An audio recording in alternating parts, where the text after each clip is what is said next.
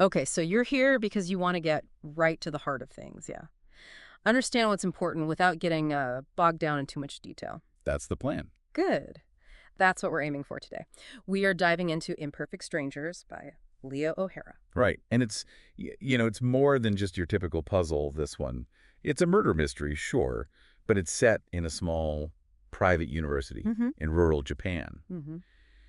And what really makes it stand out, I think, is how it sort of peels back the layers of that specific place to say something bigger about, well, modern Japanese society. Exactly. And to really get a handle on it, we've looked at the Amazon page for the book, Goodreads reviews, of course, Yeah. and some really interesting analyses from Wendy Cartmell's website and Fine Line Press, too. Good sources. Yeah. So our mission, if you like, is to pull out the key insights about the story, the setting, this Japanese backdrop, and, well, why it might grab you if you're interested in understanding another culture through, a mystery story. Okay, so let's set the scene. Picture this.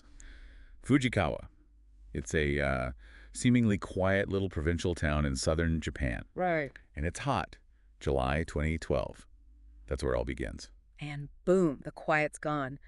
Professor Nomura, he's the president of Fujikawa University. Powerful guy, but apparently really unpopular. Yeah, deeply unpopular seems to be the consensus. He's found dead in his Right. office, throat slit. The description is stark. Hated and feared. Wow, yeah. And that immediately puts Chief Inspector Inoue in a tough spot. It's not like he has no leads. No, quite the opposite. Exactly. He's got too many potential suspects. Hmm. Seems like half the town might have wanted Nomura gone. And there's a personal angle, too, right? Oh, yeah. Fujikawa University is his alma mater. Yeah. So there's that shock. I mean, maybe, a bit more pressure for him personally. Ah, I see. Okay, so the mystery starts unfolding. There are some clues mentioned early on, like on Goodreads. Something about missing university documents. Yes, official documents gone missing. Yeah, That always spells trouble in these kinds of stories. definitely. And then there's this other detail, kind of creepy. A Japanese doll left on Nomura's desk. By the killer, presumably. Ooh, okay. That's intriguing. Symbolism, maybe? You have to wonder, right? And then you start digging into why Nomura was so disliked. Right. What was his deal? Well, it sounds like he was shaking things up. Big time. Had these grand plans for reform at the university, basically trying to grab more control from his colleagues. Ah, the power play. Yep, and that involved potential job cuts. There was even talk of closing the whole English department. Ouch. In a university, that wouldn't make you popular. Not at all. And on top of that, there are, let's say, darker whispers. Both Amazon and Goodreads hint at rumors. Things like lechery, maybe corruption. Corruption, how? Specifically, suspicion he might have been siphoning off university funds, misusing money. Okay, so motives are piling up. Professional resentment, Mm, financial gain. exactly. And the suspect list gets pretty specific. You've got colleagues who hated his reforms. Mm-hmm. Nomura's own brother is mentioned. Family drama. Always complicates things. Always. And then there are two expats, foreigners living there. Andrew Thomas, he's a Canadian English professor, found covered in blood. Not a good look. No kidding. That's highly suspicious. You'd think so.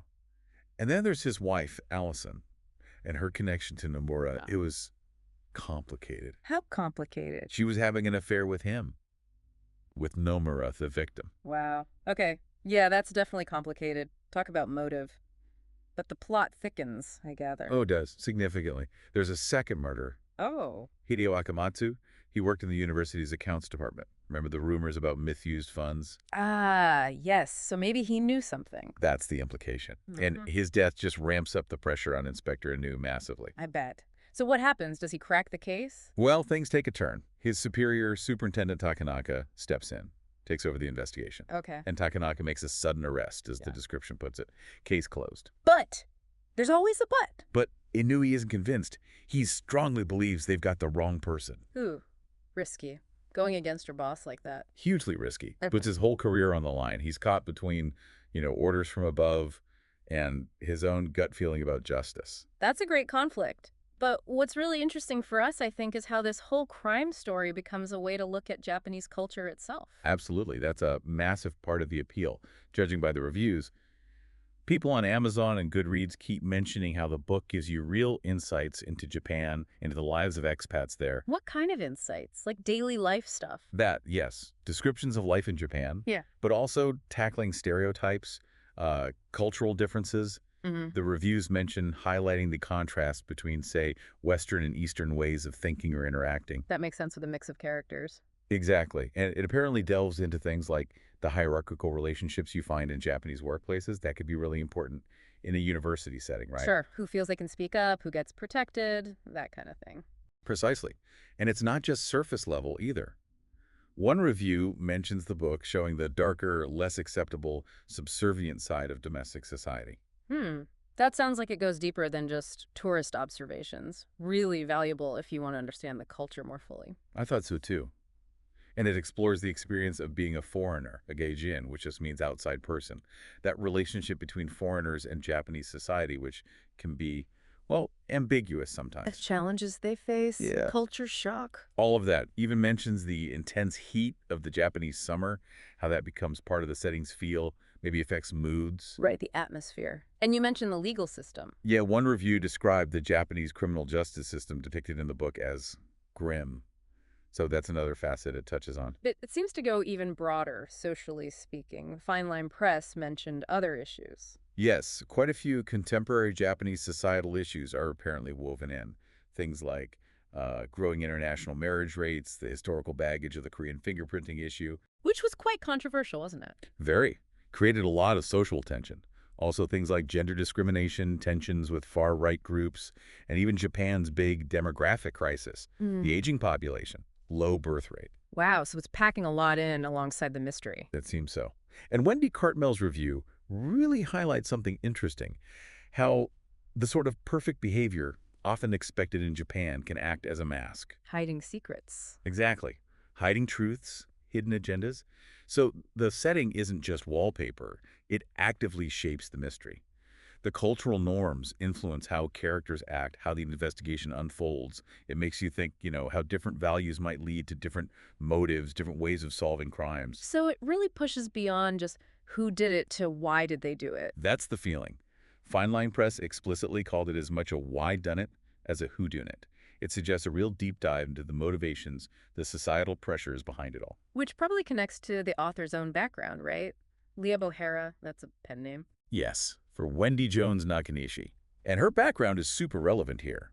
She's American originally, but she's lived in Japan for decades. Goodreads says 40 years, Amazon mentions 36. A long time, anyway. Wow. And crucially, she actually worked as an English professor Fair. at a private university in Western Japan, just like the setting of the book. Okay, that explains the authenticity people mention. She's writing what she knows, literally. It certainly seems that way. Mhm. That kind of lived experience, you can't easily fake it. And apparently her goal wasn't just to write a mystery, but to use the genre to dissect some of those less visible, maybe darker aspects of Japanese society. So how did people react? How was the book received overall? Mostly really positive from what we've seen. People seem to find it gripping, insightful. They really appreciate that window into Japanese culture. Any criticisms? A few mentions of maybe slower pacing compared to like a high-octane thriller. And some minor editing things noted here and there. But the main takeaway seems to be the blend of mystery and cultural insight. And genre-wise, it's kind of a mix. Yeah, it gets tagged a few ways. Mystery, fiction, Japan, crime, Asia, police procedural, even cross-cultural whodunit. Well, cultural whodunit. I like that. Me too. Oh, and one reviewer on Goodreads compared the style to Agatha Christie. Interesting. Suggests intricate plotting, maybe? Character focus? Could be. Yeah. So yeah, when you piece it all together, Imperfect Strangers looks like a really compelling mystery, but one that offers something, well, richer than just solving the puzzle. It gives you this detailed look at Japanese culture, the tensions, the secrets simmering under the surface. Exactly, beneath what might seem like a very orderly society. And for you, listening in, wanting to get that quick but thorough understanding, this book seems like a really fascinating way in. It's a chance to learn about Japan, maybe beyond the usual news or travel stuff. Right, seeing how culture really impacts a crime, an investigation, Yeah. in a really engaging story format. The title, too, Imperfect Strangers, it makes you think, doesn't it? About how well we really know people, especially across cultural divides or under societal pressure. Mm-hmm. How much do those things obscure who people really are, what they're capable of? So this deep dive kind of leaves us wondering, how does understanding that specific cultural context change how we think about justice? Or about why people do the things they do within that society? That's a great question. Does it shift our perspective? And maybe. Are there other places, seemingly familiar ones in our own lives, that have similarly complex things hidden beneath the surface? Definitely food for thought. Perhaps this mix of mystery and culture has sparked your curiosity, maybe enough to check out the book, or just explore a bit more about modern Japan.